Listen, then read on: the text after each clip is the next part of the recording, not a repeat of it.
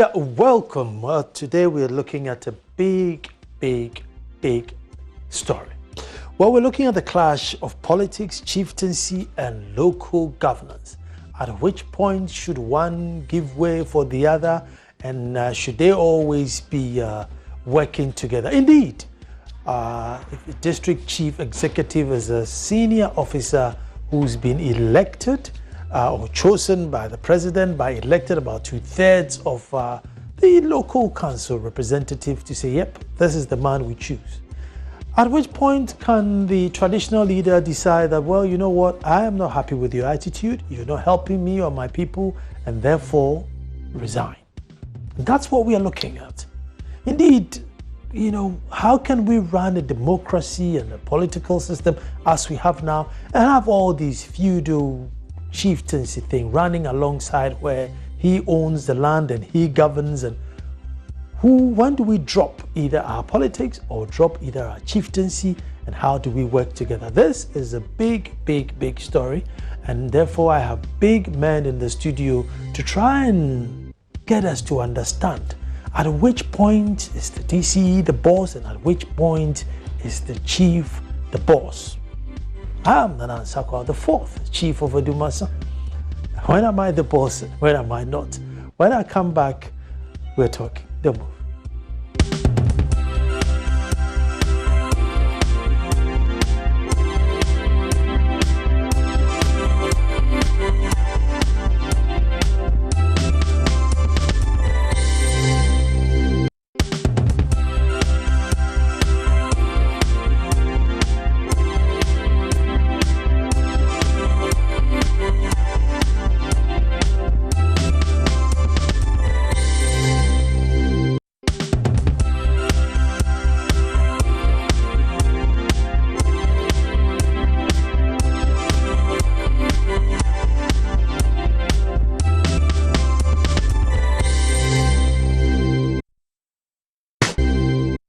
Thank you very much for staying the clash of politics, chieftaincy, and local governance. Now, this is one clash that looks like could live with us for a long time. So many questions have been asked. Has the precedent been set? The chief executive officer, Kojo Bonsu, yesterday, he sent in his resignation that, that's it, I'm not going to work anymore, because previously there had been an accusation from the Asante Council that he had done something which they were not too pleased with, and therefore they did not want to work with him anymore. Indeed, as the temperatures were boiling, he just thought it fit to say, look, let me jump before I'm pushed. He sent his resignation, he's gone. People are then asking that, does it mean that, well, if any chief executive officer misbehaves, or if any chief does not like their chief executive officer can say, well, yeah, Sanchez did it, therefore we are also going to exercise our right, get us a new one?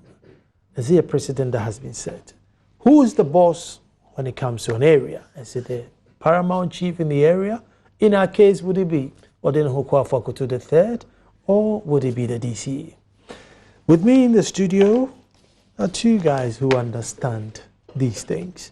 I have right next to me Dr. Eric Oduro-Sine, Dean of Graduate Studies and Research in the Institute of Local Government Studies. Doc, you're welcome. Thank you, my brother. And then I have also Dr. Agridako, Political Science Lecturer, University of Ghana, Legon. Doctor, you're welcome. Thank you very much for the opportunity. Great. Dr. Oduro, let me start with you. Has a precedent been set where, because Kwafu Akutu, the Akwamuhini, is also big in his own right, and therefore if the DC in Esujamain is not, playing the tune that he wants, or is someone to come and decides not to come can say, look, Mr. President, get me a new DC, I'm not happy with this guy? Thank you very much. Precedents are always set when it comes to governance and then issues of law and issues of human relationship.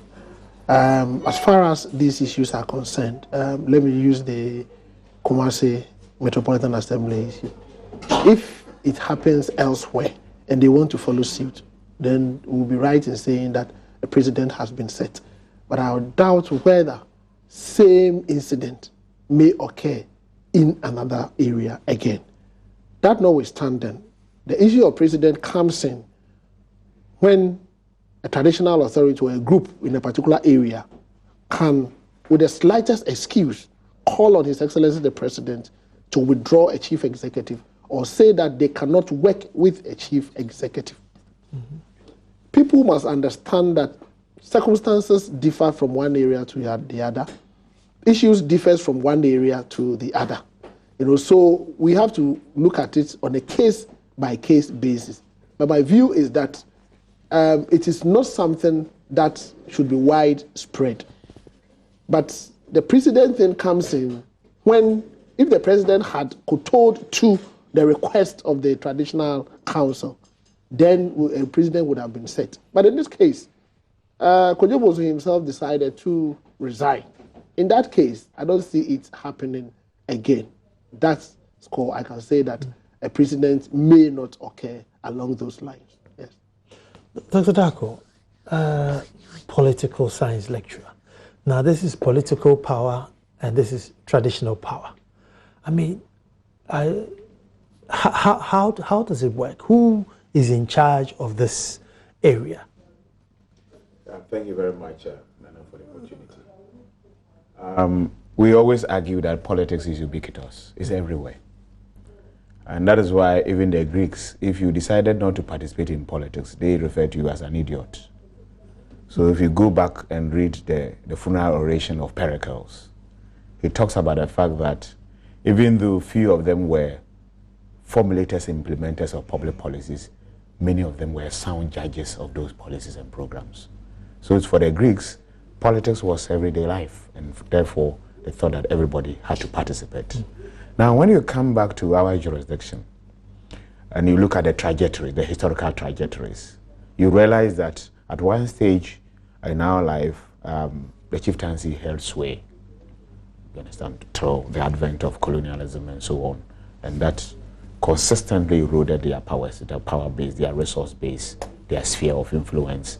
And then to the extent that now the modern traditional order is literally trumping the modern political order is trumping the modern traditional, the traditional order, so to speak. So you realize that there are instances where you have tension. But for me, politics, what really are we talking about? Is that the distribution of the national cake? Who gets what, when and how, and who pays, perhaps, if you look at the famous definition by Harold Laswell. And so at that level, for me, what should be the level of interaction that will deliver the public goods that we want? Good drinking water, sound educational facilities, among others, good healthcare facilities, good infrastructure generally, good roads, and so on, employment that will bring dignity to the lives of the people. For me, that is the essence of governance, that the nation must be so governed such that the individuals live in dignity. And that, that is the fundamental thing. And that's why normally we say that the essence of government is the good of the citizens. And so when you craft for yourself a contract, that contract between the government and the governed, you are conscious of all the actors that are in there that will ensure that you deliver on the good promises, the promises. So a contract with Ghana. And so you realize that even though the modern, if you look at the current constitutional dispensation and arrangement, the chiefs are trumped, so to speak, because our constitution said that I shouldn't even engage in partisan politics. Of course, there's a caveat that where they feel that the expertise will be necessary, the government can, or the president can go ahead and use them in some areas. I think the arrangement has been that these are not lesser mortals, so to speak. They occupy a certain moral high ground. There must be a way that some areas that perhaps when there's a problem we can all run to, for instance, and therefore they must stay above certain divisive or vociferous tendencies within our body politic. So we realize that now within the modern Weberian bureaucratic arrangement, the modern political order literally trumps the traditional order. But then that is where we are not, if we are not careful and you don't tread cautiously, there is a tendency for public officials to say that because resources are with us and because perhaps we call the shots, we can rubbish traditional political order, and you do so at your own peril. Fundamentally, at that level, you must leverage. Your relationship should be one that will help you to leverage and to be able to intercede on behalf of your people. If you are DC or a metropolitan or municipal director, wherever you find yourself, you are representative of the president. But at the same time, you are going to interact with several actors who will help you prosecute a particular agenda. So you are the president of that area, so to speak, because you are representing the president at that level. But what are the key actors there that you need to interact with? You understand? So you need to strike some synergistic relationship at that level, synergistic relationship between the modern political order and the traditional political order, so that you, the political head, you can do your work. And it's a matter of just giving them the dignity that they deserve, for instance. It shouldn't be grandstanding, show of power, or who has power, who has influence, and so on. For me, in all the analysis within the politics of the state, we are dealing with four main concepts. We are looking at power, we are looking at authority, we are looking at legitimacy, we are looking at influence. How do you deal with these concepts such that you are able to? You can exercise naked power, which can be very dangerous. But when people respect you by virtue of your position, because they know you have power, but they respect you because that position is due you. You understand? We have position power. Then they are prepared to give you the legitimacy. And the legitimacy is like a water reservoir. The higher, the better. If you look at the Akosomo Dam, when the water level falls below a certain level, stability is endangered. And that is what was happening, in Kumasi in this case. His legitimacy was falling very fast because of perhaps the conflict that existed between himself and the traditional political order at that level. So even though I would say that in our scheme of things, the traditional, the modern bureaucratic political order trumps the traditional order, there must be some relationship such that people will not be prepared, to not exhibit what some people will call arrogance of office and insolence of power, at that level. Then you create problems for the system. Dr. Joe, yes. Here's a man who's been selected by the president. 2/3 of the local council may have accepted him. The council is made up of representatives of all the people there, and he's come there. And as Dr. Daku is saying, this is our president in our little district. However, the people are saying, so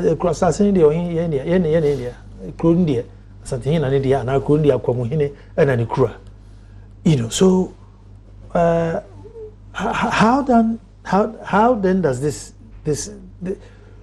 guy say, look, I own the land and I own the people. You've just been brought here, to come and do what only God knows. How is this explained to the layman or to the people? Okay, people must understand that the chiefs or traditional authorities provide some level of leadership in their communities. Yeah.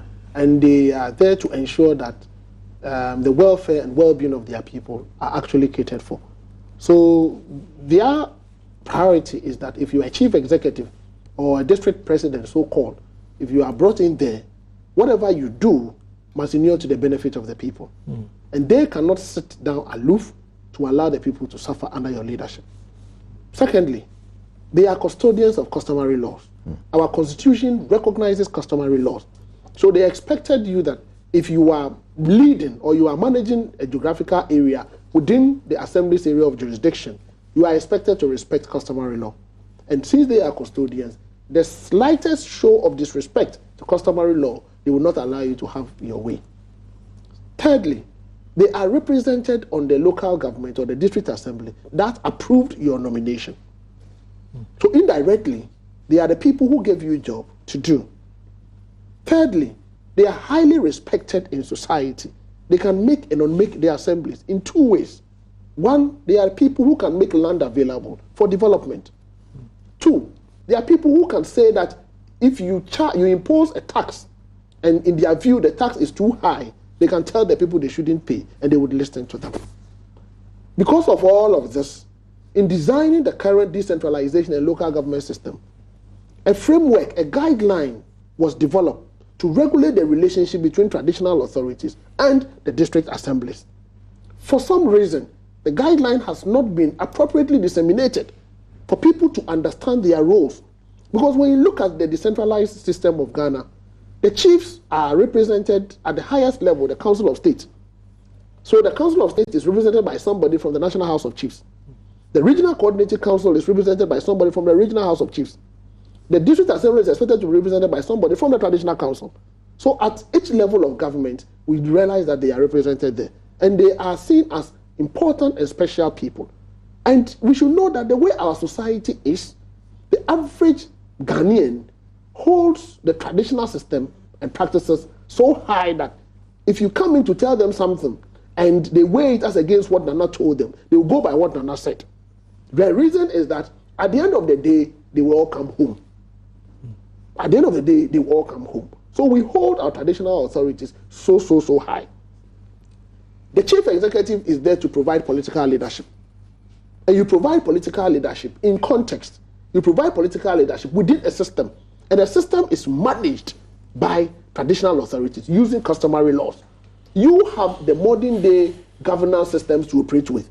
They have an existing, tried and tested customary system which you have to fit in. So it is up to us to try to do a systemic reconciliation of the existing customary practices and the current governance practices. It is that governance or disconnect that is creating the problems for us today. Because if a chief executive will realize that I came to meet the traditional authorities, I may leave them here, therefore I should know how to manage them, that chief executive would be able to work and work well.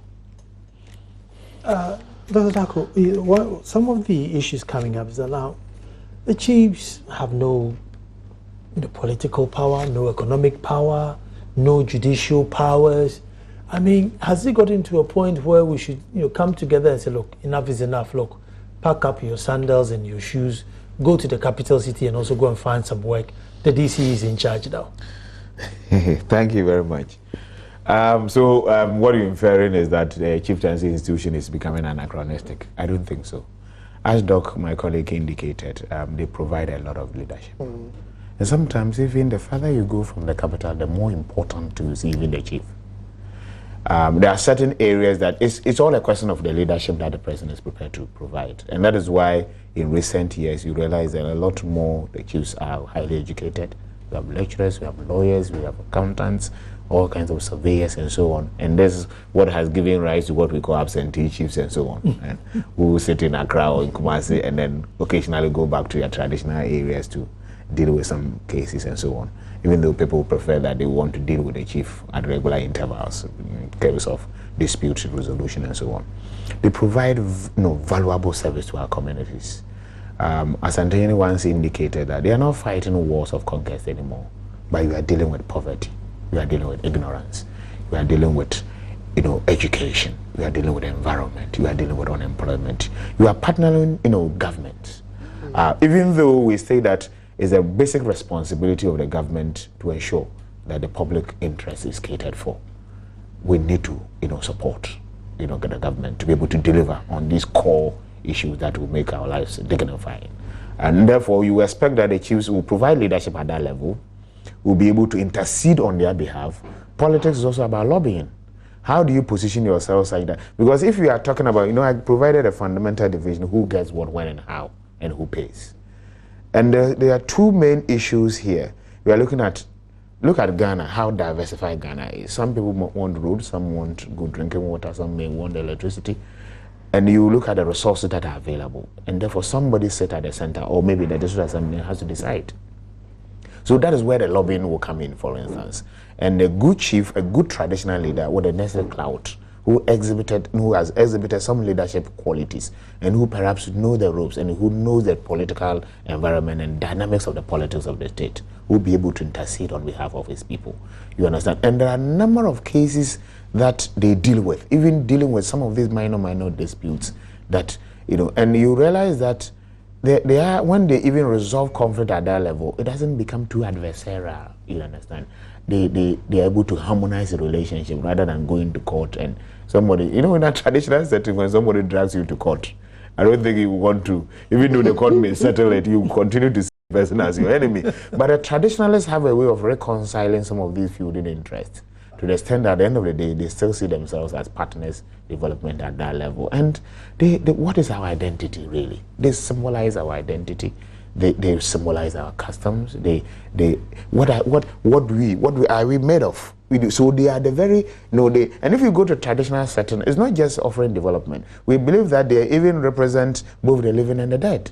And that is why in serious occasions, you see them offering sacrifices and pouring libations and asking for blessings, among others. This is just to tell you that, look, their stewardship is not just to you and I, maybe the living, but they are even accountable. And that is why in some instances, they think that they have been summoned to answer why they are out of omission or commission for non-performance, among others. So if you put all these things together, and if you look at the critical role they play, where the chiefs really are well respected, they ensure some unity. You realize that I remember in 99 or thereabout when Otumfuo, ascended to the golden stool, he gave an ultimatum, for instance, that all disputes pending before court should be withdrawn for resolution.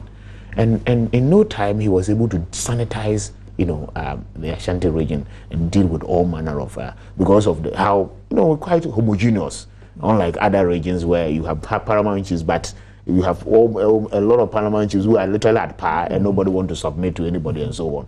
But so where they have to function or where they function effectively, they have become symbols of authority. They have rallied their people around for development. There are certain virtues at that level that we can copy. Respect for authority. When you go to a traditional area, hardly would you see somebody wanting to insult or using intemperate language on our daughter and so on and so forth. Something that the modern political order should copy. We provide platforms in this country, and sometimes you see some people, the words they are using for adults and so on, and you wonder whether indeed we have lost certain values that we. So there are a number of things that we can still go back and reverse it. We can do what we call critical Sankophiism, not naive type, but critical Sankophiism, where we go for those values and those practices which will inure to the benefit of rank and file. So I think that we need to rather strengthen the institution. It is true that their resource base is virtually gone. It is true that the number of cases that they don't have to deal with because the modern court systems are there, the administrators are there, all the resources come to them. But we need to incentivize them to play that complementary role that they have to play. I mean, if I go to Yankrom and my chief summons me, who are you? You're a doctor, professor? Who are you? When the chief summons you, you are not even interested in his background, whether he's educated or not. Once the chief has invited you, it's either you are going to be promoted or you're going to be demoted. And so you really figure out, do some serious introspection to see whether indeed you are at fault or not, to figure out what type of delegation you need to send and so on. So it's an institution, it's a time-tested institution, very resilient. But Nana, the problem we've had is that we've not been able to craft that resilient institution that will harmonize the relationship between the traditional political order and the modern political order. That's what the doctor alluded to. And so you see that there are cases where you see some tension. And I think as a people, as we move forward, we can revisit and reconfigure the relationship for purpose of development. I heard today was that even though the full details having come out yet, said that, he wrote a letter to question why a particular chief was on a committee, and he was probably asked to, maybe come in and find out why he wrote that letter, whatever it is. One would say, it wasn't grave enough for who he was as a DCE. And therefore, has the chief, or the council got that right? That's one question I was asked. And now, under the Chieftancy Act, 2008, when you look at Section 63, there are certain specific offences that can be committed against chiefs. One of them is your refusal to honor a call from a chief to attend to an issue. So if you want to locate it within the Chieftancy Act, and if indeed Konyebos refused to attend to a call from the traditional council, then they can locate it within Section 63 of the Chieftancy Act. That if the chief calls you? Yes, it is clear. It is Section 63 to. But is there no Supreme Court case that says that it's up to you whether you turn up or not? No. This is customary laws we're talking about, and it is within the bosom of the traditional council. And they can summon you to come, and within the Chieftancy Act, you have to. And that's what Dr. Dako was saying. And in your own interest, especially when you are to provide a political leadership there, you need them than they need you. So you need the chiefs to be on your side to be able to prosecute certain government agenda. So for me, I think whichever way you look at it, it is our own in your own interest as a chief executive to promote collaboration, to promote coordination, to promote harmony between yourself and the traditional institutions. And what is really happening now is the lack of information. Because district assemblies does not occasionally give traditional authorities the information they need to know what is happening. What traditional authorities need or chiefs need is that they always want to be on top of issues. They should know what is happening. For instance, if you want to undertake a demolition exercise, Nana would want to understand why you are doing it because the repercussions will come to him. So nothing prevents you as a chief executive from mentioning it to Nana in the night or overnight that Nana, tomorrow morning I'll be doing demolition. Definitely after that, people will come to you. Nana, understand that I'm doing it because of A, B, C, D. They need information. And remember, there are people who gives us good counsel when it comes to leadership issues. So we cannot downplay the role of traditional authorities. But as we've all agreed on this platform, how do we modify it in such a way that it reflects the current governance practices so that the two institutions or systems can coexist to promote the needed benefit and development that the citizens require? And that is what we are struggling to achieve. Prof, let me extend this conversation a bit to chiefs not getting involved in parties and politics. The Greek has said that anybody who doesn't get involved in politics is an idiot because everything, whether you like it or not, becomes politics. To double-barreled question, with this DCE thing, should the chiefs be more the DC of the area? Because look, he knows his people, he knows their concern. And there's a story I heard about an NGO that went to build a tap for these villages because the ladies walk like 12 miles to go and fetch water. And so they built a tap in the town for them thinking they've done something good. And within 2-3 weeks, they were going back to the river because apparently that was the only time they could socialize, is walking to the river. So they needed a tap. If they want to give me clean water, still give it to me there because under normal circumstances, they were not allowed to socialize. So the only time they had was their walk to the river. But these people coming from my side think, look, if I put a tap in the middle of the town, I would have solved their problem for them. Is it time that we'll put probably the paramountcies in charge of the district to say, look, you know your people, therefore you stay here and run the affairs? Thank you very much. If you look at the concept of indirect rule, the chiefs were very phenomenal in that regard. It's not for nothing that the British decided that they would use that system because they recognized how resilient our institutions were. They recognized that this was very sacrosanct institution, sacred, well-respected institution. And so they didn't need more resources to be able to govern us. All they needed was to get the chiefs on their side and administration will continue. We're not saying that the chiefs should be the DCEs.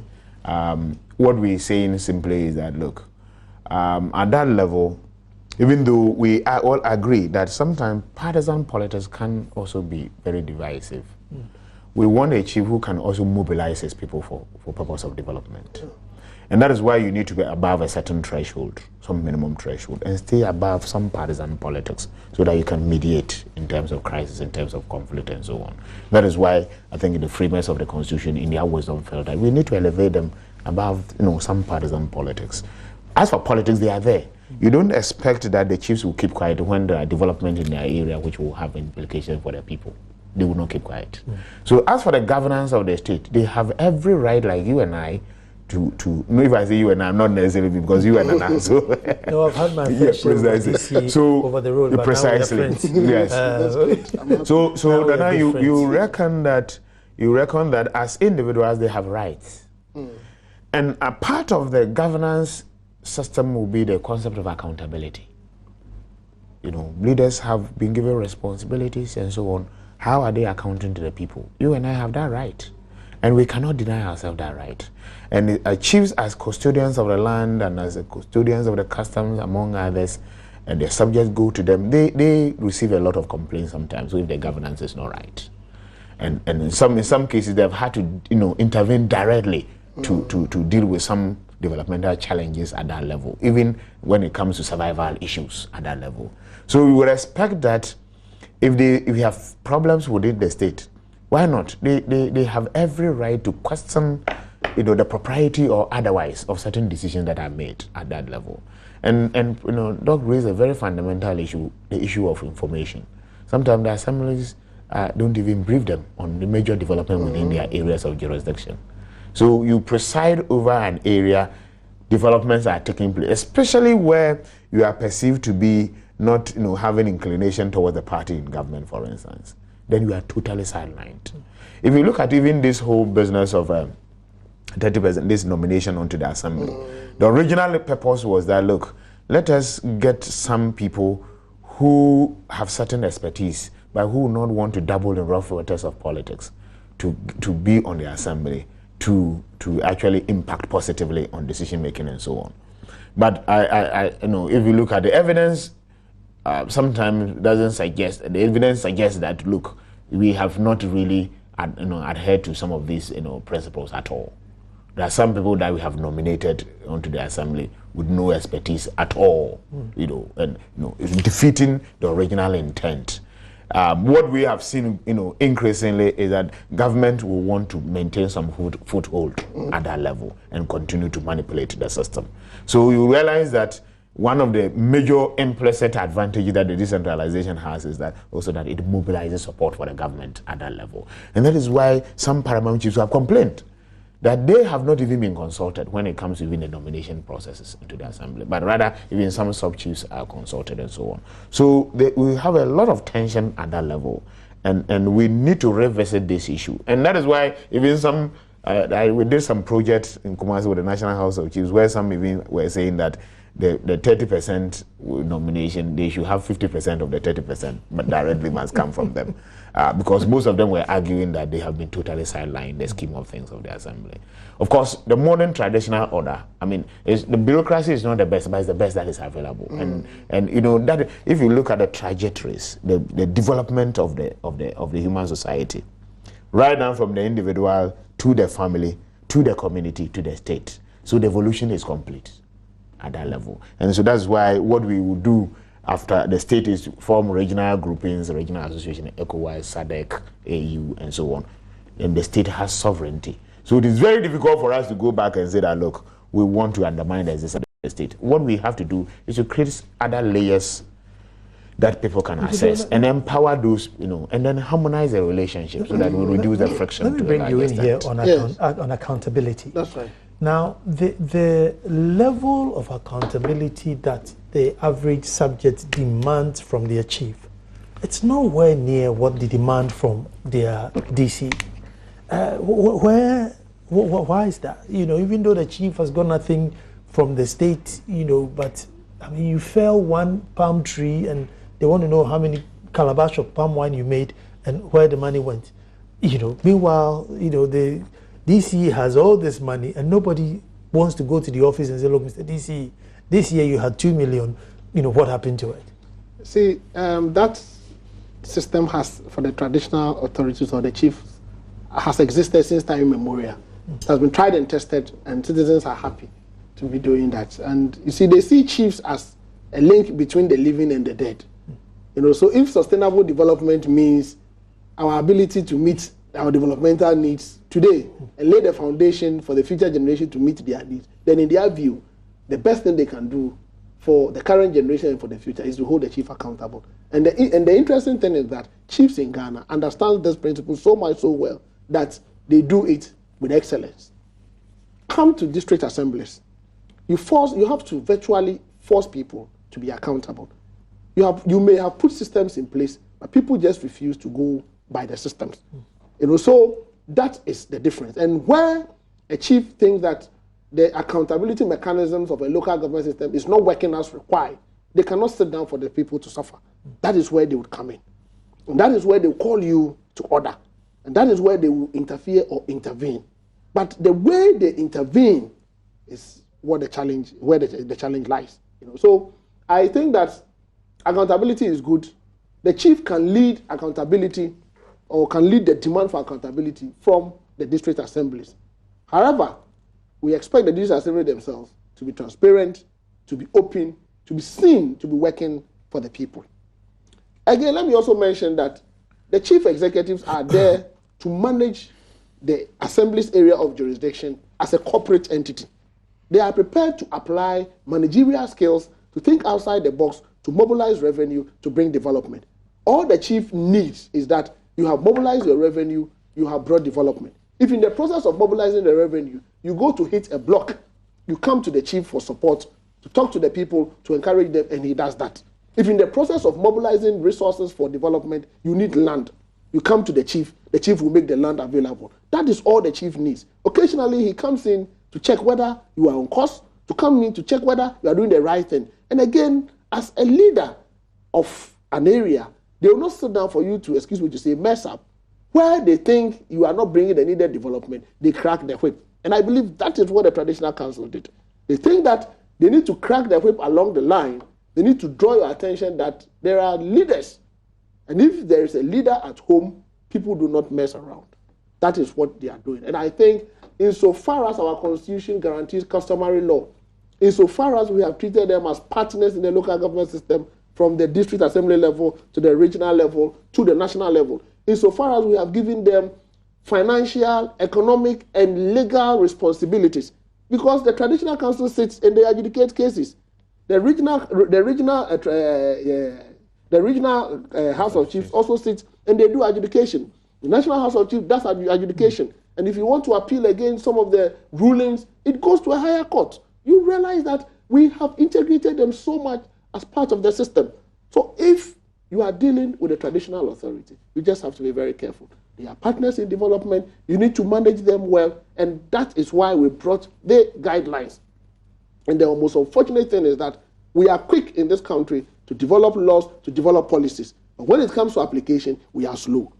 These guidelines that regulate the relationship between chiefs and the district assemblies, if we had fully operationalized it and we had institutionalized monthly meetings between the leadership of the district assemblies and the traditional authorities, I'm very sure that even if there is an issue, it can be ironed out in one of the meetings. There will be no gap in terms of information flow. The roles will be properly clarified. Nobody would even hear about things happening in a particular local government. But what do we see? The document has been developed. We may have sensitized people, but the sensitization seems not to be enough. Because if the sensitization had been enough, today I hear some people in which were also calling for the resignation of the chief executive. So the question I'm asking myself is, can we quickly as a nation apply the brakes somewhere and quickly publish the guidelines that should regulate the relationship between the traditional authorities and the district assembly in a widely read media for everybody to know who does what and when you do what you are supposed to do. Come here. You see, sometimes, the DC feels a little bit too important. Yeah. The DC thinks, look, I'm the god of this area. And that immediately brings a lot of feud when, that happens. So DC calls and within, 2 hours it's like, oh, the president is coming. And therefore you guys, put on your cloth and come and sit down. It's like, hold on, how long have you known?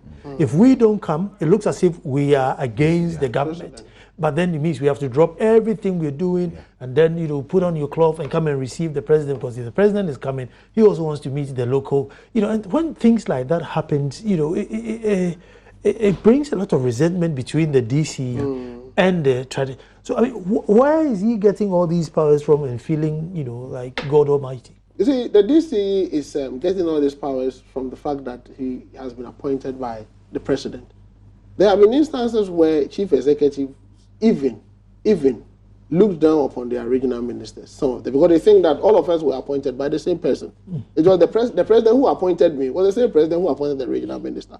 So for me, if we want to resolve this issue, we want to manage the chief executive, we want to make them aware that they are supposed to be accountable and responsible to the people, we should go all out and elect chief executive by popular vote. If we are able to elect them, they will know that they are solely responsible to the people. And if they are, excuse me to say, messing around, they know that come next 4 years or next 3 years, they will not be elected again. Within the current local government system, there are provisions for such chief executives who are not listening, who are not playing to the gallery, who are not bringing the needed development to be impeached. But let us ask ourselves, how many district assemblies have been bold enough to impeach the chief executive? It has been difficult. Why? Because 1/3 of the assembly members were appointed by government. Aside from that, we know that the local government elections are supposed to be non-partisan, but occasionally you get people aligning with certain political parties. So getting even 2/3 of the district assembly to impeach a chief executive is difficult. So though it is in the books that a chief executive who is not performing can be impeached, it has become very difficult for us to operationalize that. So going forward, we should bite the bullet as a nation and elect chief executive. Once we are able to elect chief executive by popular vote, I'm sure we will neutralize their powers. We'll let them know that they are there to manage the assemblies as corporate entities. They will respect traditional authorities and all other similar stakeholders within the system. They will be accountable and responsible to the people. Dr. Dako, on the same election of DC, are you from the same school of thought or you're from a different school of thought? I subscribe fully to the election process. Okay. If you look at the district level elections, one major problem we have identified is the lack of interest. Look at the turnout, for instance. We've not been even organizing it well, and the turnout has always been low. There's low enthusiasm and so on. I think that we have, at the national level, we are electing our president. We are electing our MPs. We trust the people that they will make informed judgment and elect an MP who will be a member, not just a member of, a member of Agona West or a member of Suhum Krabua Kota or whatever, or of Aveno, but a member of parliament pursuing two major interests: the interest of his constituency and the overall national interest in parliament and so on. We are trusting that these people will have the information, will have the presence of mind to be able to also elect the president, who becomes the #1 chief executive of this country, the #1 gentleman, presiding over all manner of things, prosecuting an agenda for all of us. But we don't trust that these people are capable of electing an assemblyman or woman, assembly member, and also electing the district chief executives. I mean, we are being hypocritical. We simply have to say that, look, and if you go down, most of them, there's highly partisan at that level. You understand? Depending on where you stand, there have been instances where governments or district assemblies, in order to leverage somebody's campaign arrangement, have used some bulldozers and some listen to go and clear certain areas, and then the person is claiming that yes, I mobilized this thing to be done and so on, just to facilitate the person's process. So the argument that it will create vociferous tendencies that these people will sabotage government. You sabotaging the government and sabotaging yourself in the process. So if you want to elect them, let's go ahead and elect them. They will be more responsible. There have been instances, if you look at the friction is largely because the people think that, well, it was the president who has brought me here. And I have the resources. I am prosecuting, I'm the development agent here. What are your resources? What was your power base? Apart from the fact that you are a traditional ruler, who decides where a school must be located among others? I preside over meetings. I decide where the resources must go. If I have to lobby, I will lobby to be able to get some major project in certain areas within my jurisdiction and so on. So within all of this, so that is why you see the exhibition of this arrogance and insolence. Because they think that once I have the resources and I am a development agent, the rest can go to hell. But if you are elected at that level, you'll be much more responsive and much more accountable. Because any serious man or woman who has been elected may want to seek re-election. And if the people are going to subject you to the test of acceptability in the next elections, you want to actually provide some visible projects and some good development at that level. Otherwise, then they will not turn you, they will not renew your mandate. Let me remind you that SETI Reality and the Ministry of Water, Resources, Works and Housing present the Multi-TV Habitat Fair 2016. Now visit the second mini Habitat Fair at the West Hills Mall from Friday 29th to Saturday 30th July 2016, 8 a.m. to 8 p.m. daily to receive free guidance on all your housing and household needs. Attraction at the fair, amazing. Free car wash from the beautiful ladies of Auto Centrum, free turtle car wash, washing product giveaway from Auto Centrum, free playground for kids during the fair. Multi-TV Habitat Fair 2016 is brought to you by Seti Reality. Fair and affordable housing is a basic right for all. Caspon Limited, your home of quality marble and granite. JL Properties, we build you a home. Auto Centrum, love your car. Noble Realty, own a noble property today. Elegant Homes and General Construction, where quality meets value.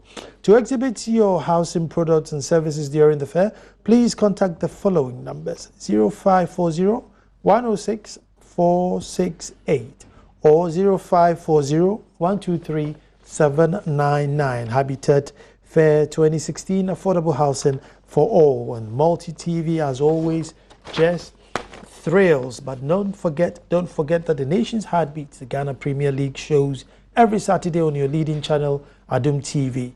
For all the cheers, GSTS, suspense and thrills, don't miss the Never Say Die, Accra Hearts of Oak, the fabulous Kumasi Asante Kototo, the mysterious Ebusuan Dwarves, Sekandi Hazakas, the new kids on the block, Mediama Liberty Professionals, Brekum Chelsea, Techiman City, Wild Stars, New Dubiasi, and all of the Premier Giants on your favorite channel, Adum TV, every Saturday. It's the Ghana Premier League, only on Adum TV, and they say, yeah, what as you we're coming straight back to find out what's going on within our traditional and political settings. The move.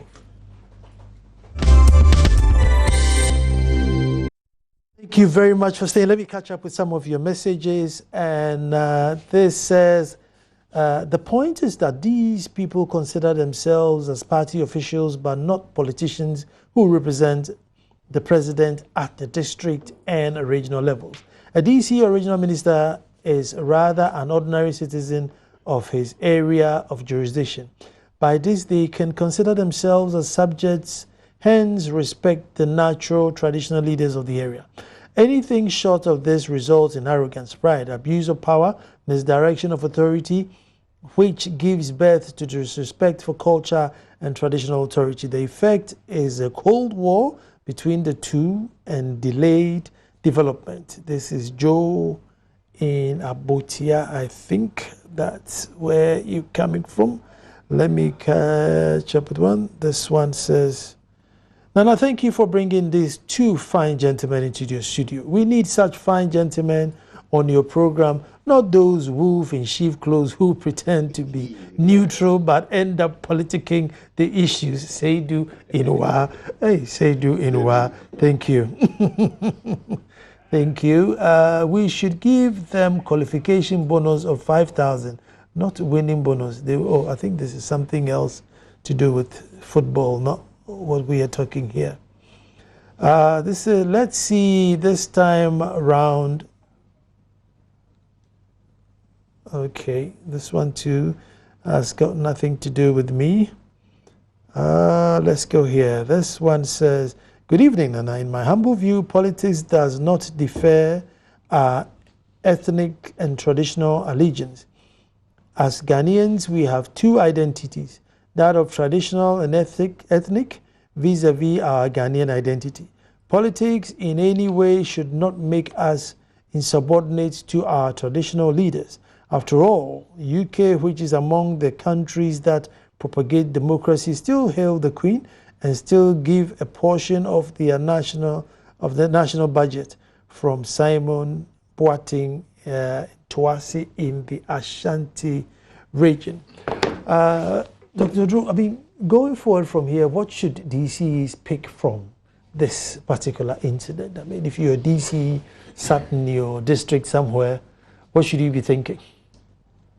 DCs should think and come to the realization that traditional authorities have a role to play in governance, and their role is to partner them for development.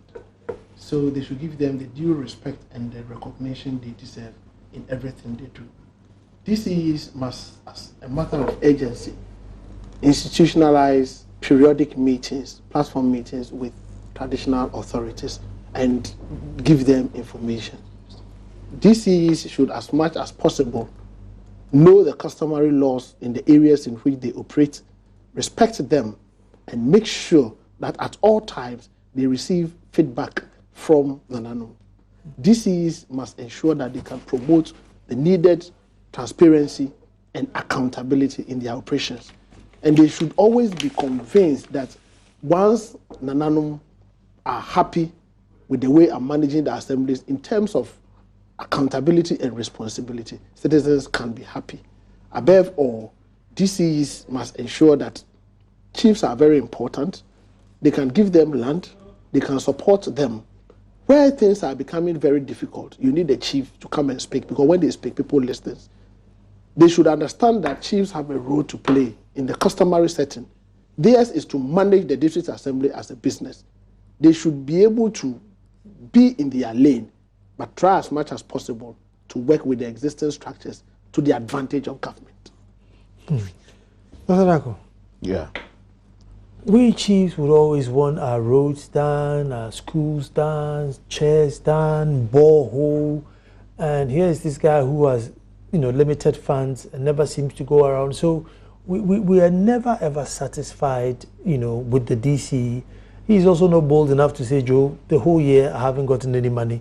And when the money comes to, he hasn't come to say, look, Jack, I've got 3 million. What should we do? Where do we draw this balance? There's a very good message here from Freeman in Aguko. It says, Nana, as a chief, please tell us, in your opinion, what constitutes disrespect to chief's authority? Yeah. It's in your court now. Yes, in your court. We are under your feet. Yeah. Nana, thank you very much. As Doc indicated, you should know their limits of the authority, their powers that are given to them. It should not be the exercise of naked power.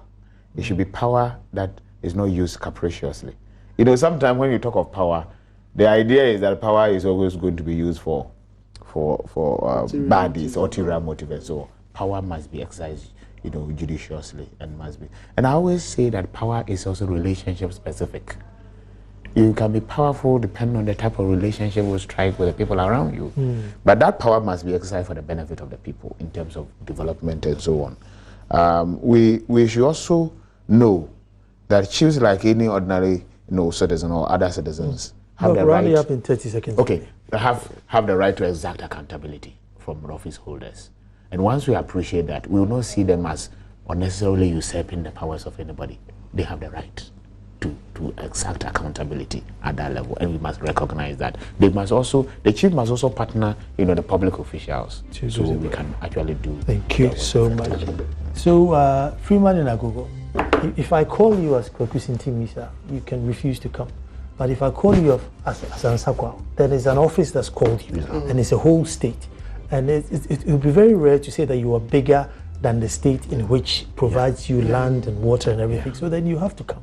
See, so that's where the difference is. As a person, if I call you, power to me, but Omani fraud, you have to respect Omani. Otherwise, then it becomes difficult if everybody says, look, I don't respect the land. Then it's a challenge. That's why when the president goes into office, he has a 20-car convoy. You wait and see if he leaves office, he has the same convoy. No, but he's still the same person. So you ask yourself, where is the convoy gone?